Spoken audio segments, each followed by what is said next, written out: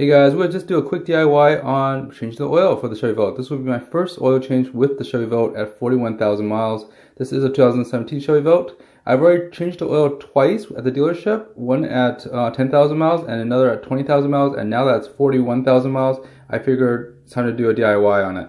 So let's start. You basically need an oil filter. I'm using the Wix XP. You can always use the PF64 from ACdelco. They both work, they both fit. Pretty cool.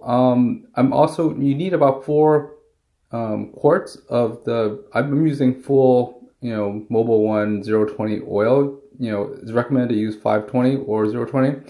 I also bought a gasket, a new gasket from the dealership. That cost me almost $6 for that blue gasket.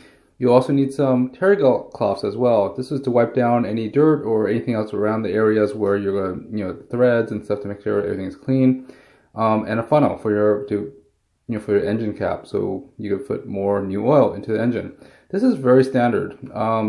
Right now, you also need like some ramps. You could either jack it up your car or use ramps. I like ramps better. You just drive it up, change the oil, and drive off. That's what I love about it.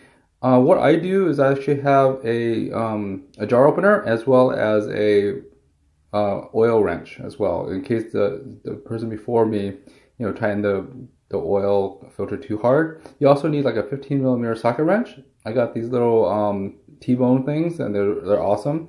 You also need to cover the floor, because in case of an accident of oils, it's going to mess up your driveway. So I have cardboard to slide in and slide out, and also to stop any weird drips. And of course, the environment counts, so please recycle your oil, to your local city, municipality, fun stuff. I recycle all my oils and filters. So what you have to do is basically put it in hold mode and drive it until it gets about 200 degrees, or basically operating temperature. Like, it could be about 180 to 200 degrees. And that's when everything's been mixed around, and when you open up the hood, it's gonna basically flow out with hot oil, which is really, really cool. And just be careful, it's kind of dangerous too. So with the hood open, the engine will automatically start, so kind of be careful about that. What I do is, after I do my highway drive to warm up the car, I basically check the levels. So I want to make sure what level I have right now with the oil level. Right now I have half, which is pretty. I just make note of that mentally, that I have half the oil, I use half a quart low, and I look at how the status of the thing is. The previous person didn't screw it tight enough, I guess, and it started leaking. So I'm about half a quart low of oil. The drain bolt is actually kind of funny. It's a 15mm drain bolt in the back of the oil pan. It's very close to the thing. It's very accessible. Just a 15mm socket wrench, or SAE. I think it was a 5.8. I don't know. Don't quote me on that one. I used a 15mm. It worked. The oil was hot. It was really dark. I guess it worked to protect the engine for 20,000 miles. And the fact that I'm going to put synthetic in it would be awesome. I did switch out that bolt, the gasket, cleaned it up, cleaned the threads, put a new gasket on there. $6, wow, it's pricey. But I'm thinking 20,000 miles, it doesn't really matter too much at this point. Put it on, tightened it. I think the torquing is roughly around 12 to 14, but I'm not sure. Please check a manual or something. Then I screwed in, I'm taking off the old filter. You can see there's a lot of oil coming from it. But it didn't come out normally. It only came out when I drove it hard, like on freeway speeds and stuff. I think that's why I lost that half a quart of oil over the 20,000 miles. Not too bad. I basically I took it off by hand because it was quite loose. As you can see, it is very, very oily, but it's not that bad. I just used a terry cloth and just make sure everything was clean. The surfaces were clean. There's no other gaskets and stuff. Learning from Honda, the stuff, they used to have gasket issues. So I basically used a terry cloth, wiped everything sparkling clean, and had it ready. Had the new filter ready. The new filter, what I did was actually put a filter of oil, so that the filter medium already is filled with oil. And also I put it around the lip of the gasket as well, to make sure everything was nice and wet, so that the seal will be good. Spinning the oil filter on, just spin it by hand, and then you lightly tighten it another rotation, or 3/4 rotation according to the instructions. As long as the gasket meets and tighten it for that 3/4, it should be good. For me, I usually put to about 3/4 rotation using my jar opener, because I try using the wrench, and usually bites into a little too much. I don't like it scratched. Then you basically, with everything locked down, the bolts, the drainage, and the filter, put in 4 quarts. Actually, no, not 4 quarts. 3.8 roughly, because there's still about half a quart of oil in the motor.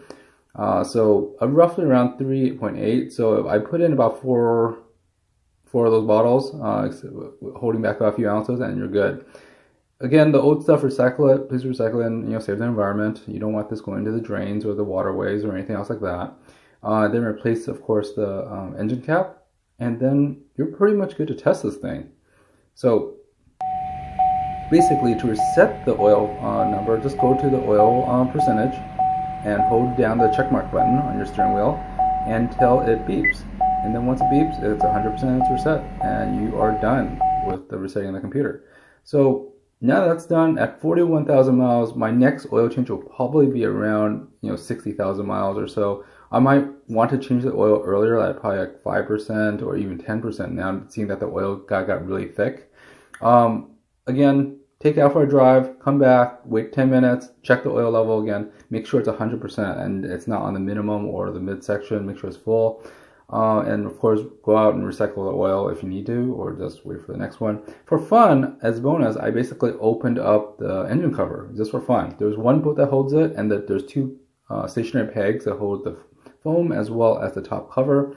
Pulling that thing out, it was just neat to explore, and that's the whole thing. Looking into it, basically that foam stuff is pretty compact in there. It basically protects all those weird, I guess the fuel lines and I guess the EGR. I'm not sure.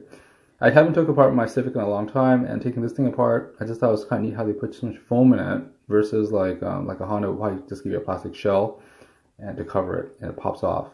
So I guess it's protect all those electronics and stuff. The sad part about this is that if you look at the Honda when they designed their oil caps, they actually have a part where when you pour oil in to refill the oil, it'll go to a little area where it holds about an ounce or 2 of oil in case you spill it.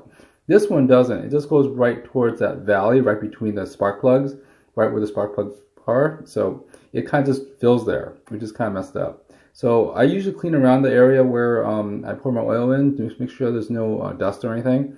But at the same time, it's kind of sad how the cover and stuff just basically has the oil drain into that valley between the spark plugs, or where the spark plugs are, where those the coils are. Anywho, that's kind of interesting. I just like looking at this stuff.